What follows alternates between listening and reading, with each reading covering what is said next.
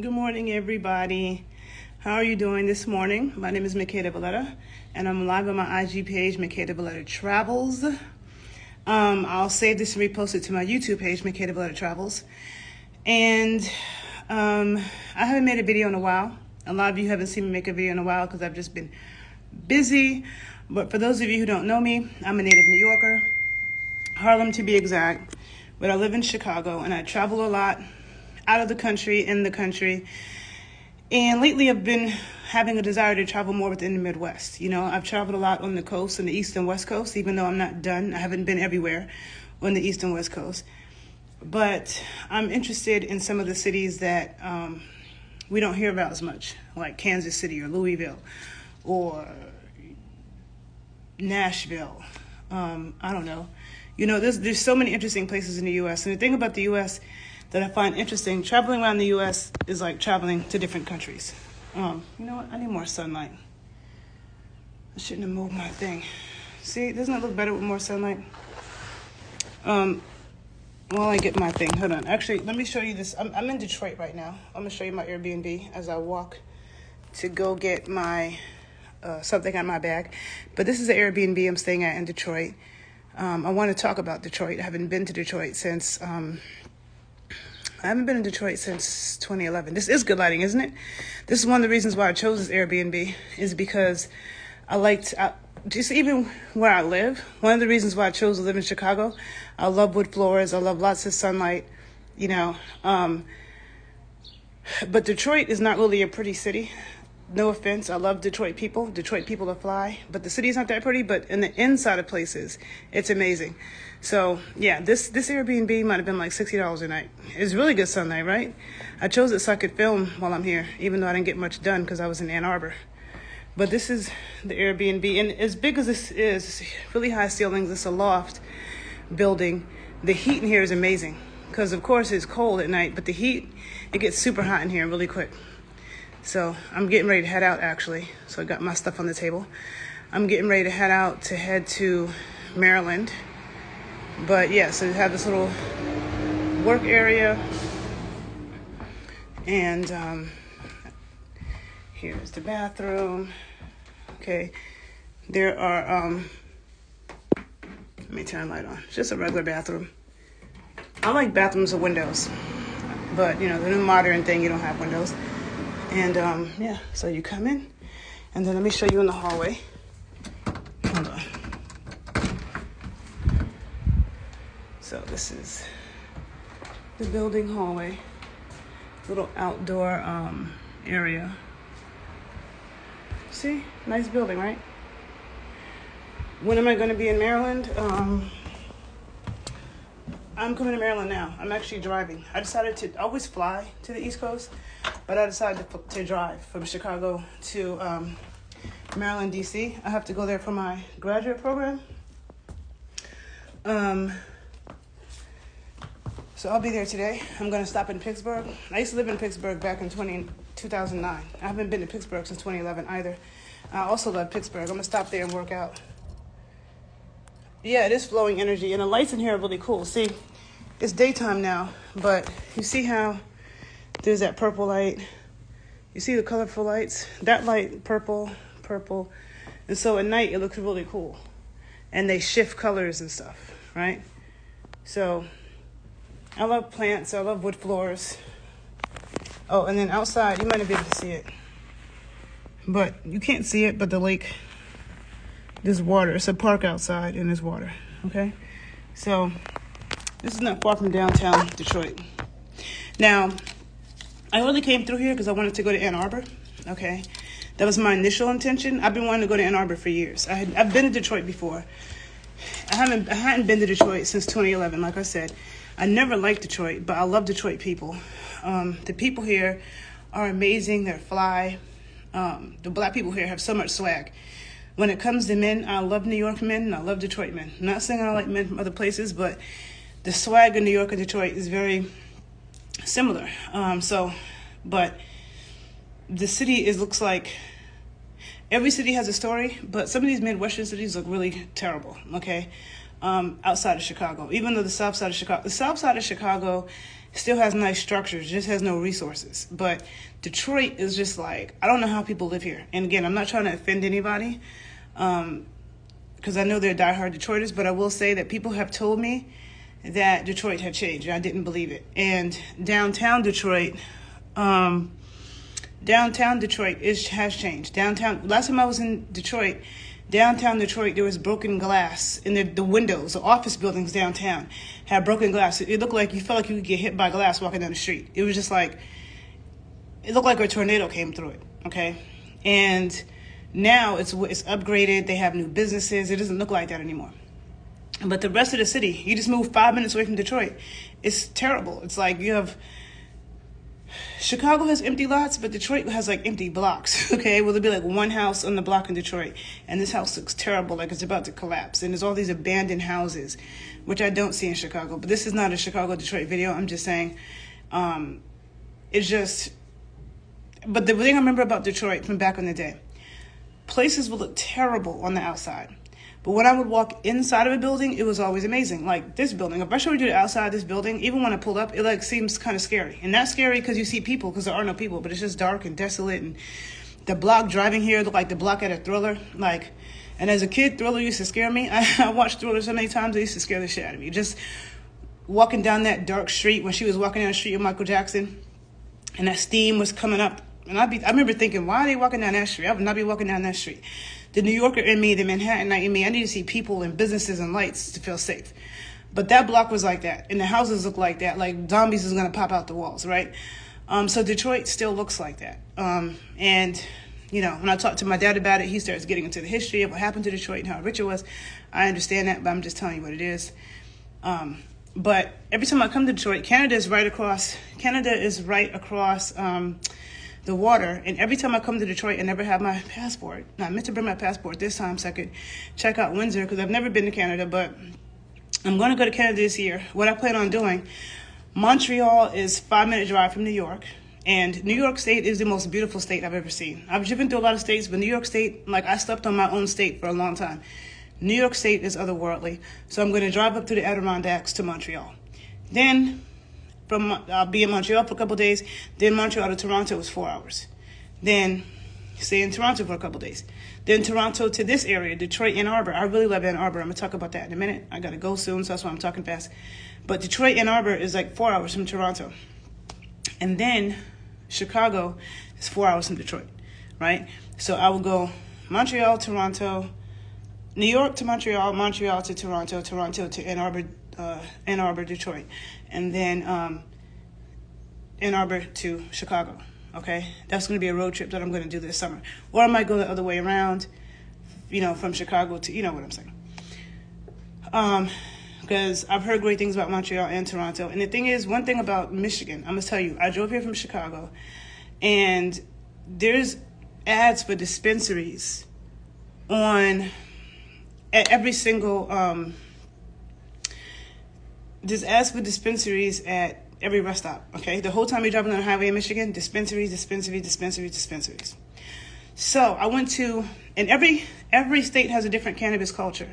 And I'm going to talk about this more on my other page, The Body Scientist.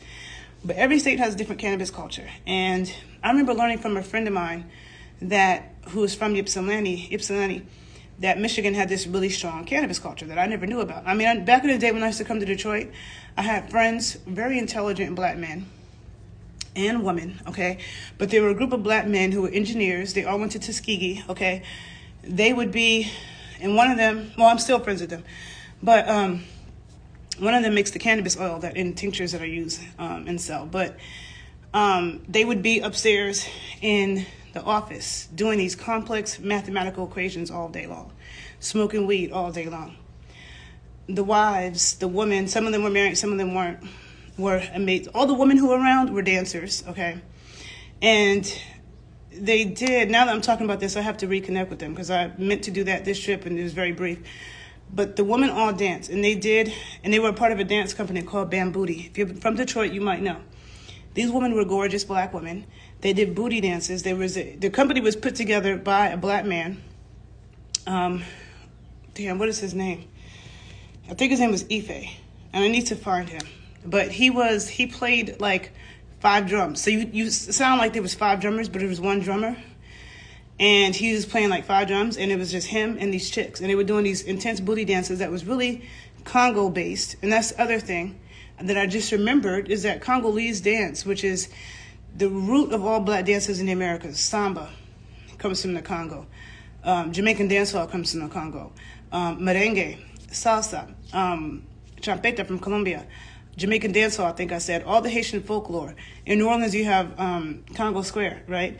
So the Congo is the most influential, soca and calypso, it's the most influential of the African dances when it comes to black dances in the Americas. And you can only find Congolese dance in New York City, the Bay Area, and in Ann Arbor, Michigan.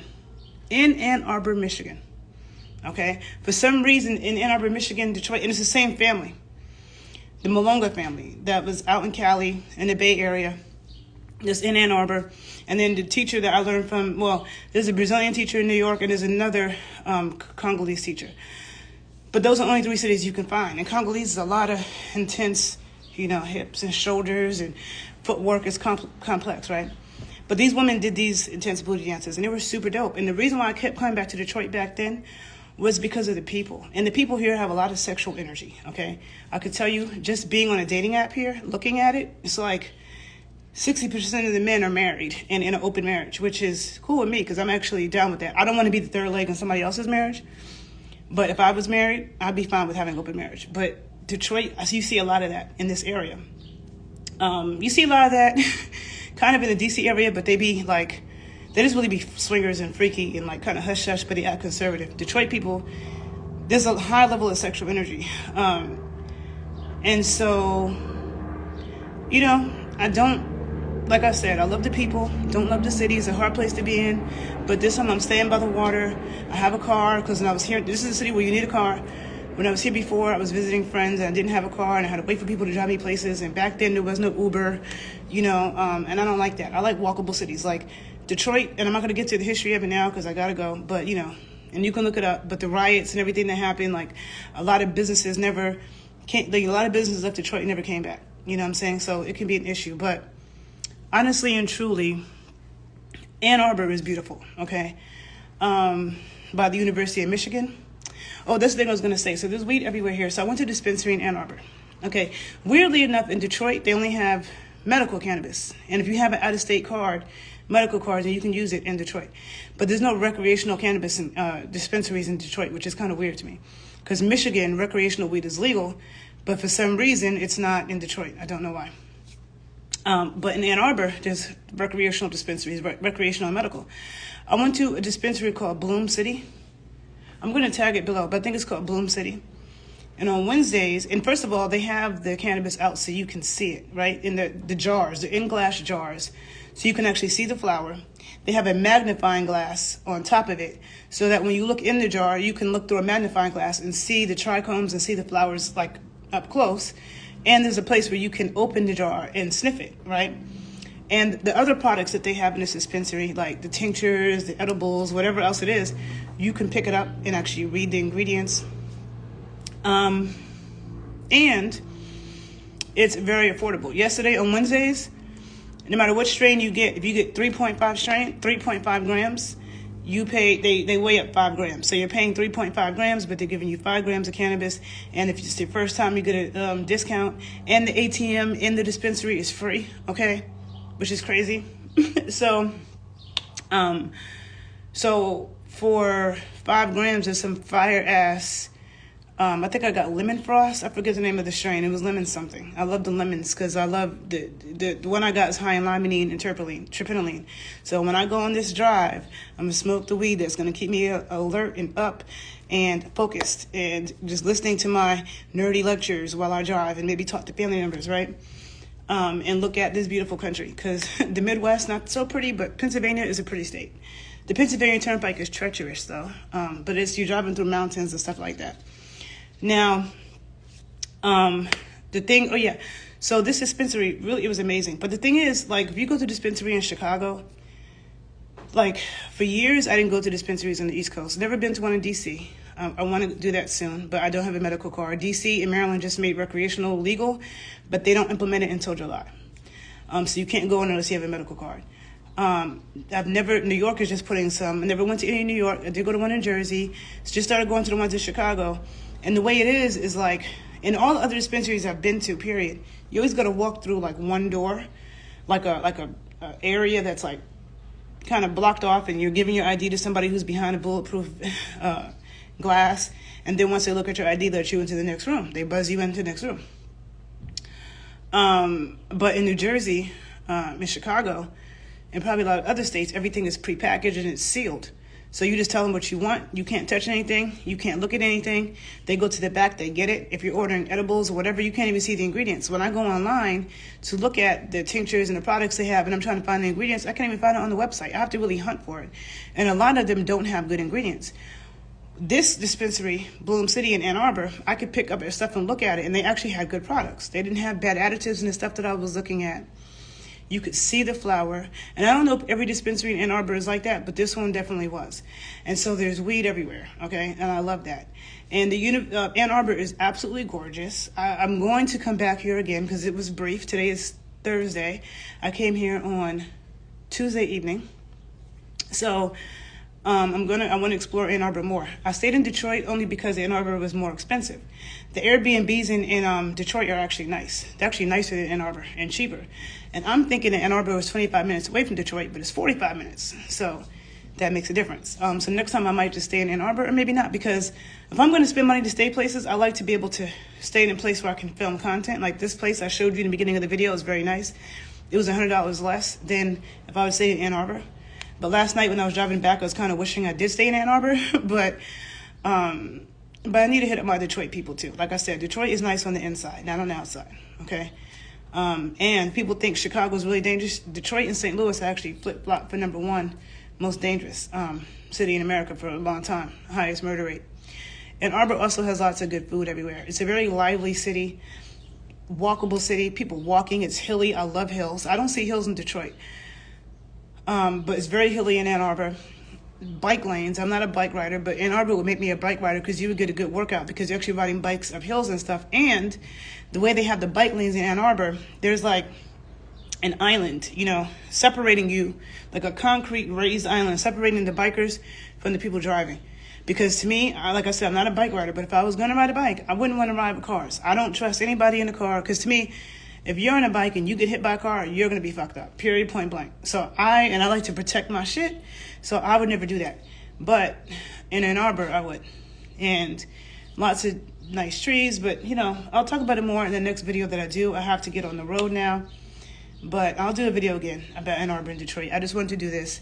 On my other page, The Body Scientist, I'm going to go more into certain things when it comes to health, because Ann Arbor was voted one of the healthiest cities in the country some years ago. And that always stayed in my mind, and I always wanted to come here. So I'm going to talk about it more, but I got to go now. Oh, and I also went to Cleveland. I wanted to do a video about that, but I'll do an updated video when I get time. All right. I'll talk to you guys later. Bye.